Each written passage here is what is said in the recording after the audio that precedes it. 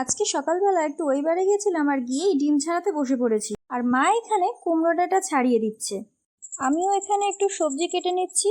আর মোটামুটি রান্না যেহেতু আমিও পারি, তাই আজকের রান্নাটা আমিই করছি।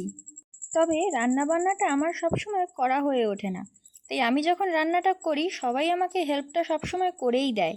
মা মাছের ডিম দিয়ে বড়া ভেজে নিচ্ছে এখানে। তোমরা কারা কারা মাছের ডিমের বড়া পছন্দ করো আমাকে অবশ্যই জানিও।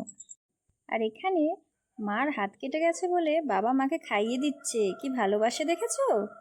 উপরের ঘরগুলোতে সবে সবে পাথর পালিশের কাজ হয়েছে, তাই ডেইলি ঘরটা জল দিয়ে একটু মোছামুছি করতে হচ্ছে। ওই প্রথমে মুছছিল, তারপরে ভাবলাম আমিও গিয়ে একটু হেল্প করে দিই। তবে যাই বলো, কুড়ে পাবলিকের দ্বারা কি আর এইসব কাজ হয়, তাই আমি যেখানকার জিনিস সেখানে রেখে একটু ব্যালকানিতে হাঁটাহাঁটি করে নিচ্ছি। আর সন্ধ্যের মেঘলা আকাশটা দেখতে আমার বেশ ভালোই লাগে। তারপরে একটু রাতের দিকে আমি বাড়ি চলে গিয়েছিলাম, আর আমাকে বাড়ি দিয়ে ফেরার সময় এনার হঠাৎ মনে পড়েছে যদি একটু কৃষ্ণ সেজে বাড়ি যাই তাহলে বেশ ভালোই হয়। যাই হোক, ও কৃষ্ণ সাজুক, আমি গেলাম, তোমরা ভিডিওটা দেখো আর সাবস্ক্রাইবটা অবশ্যই করে দিও। বাই।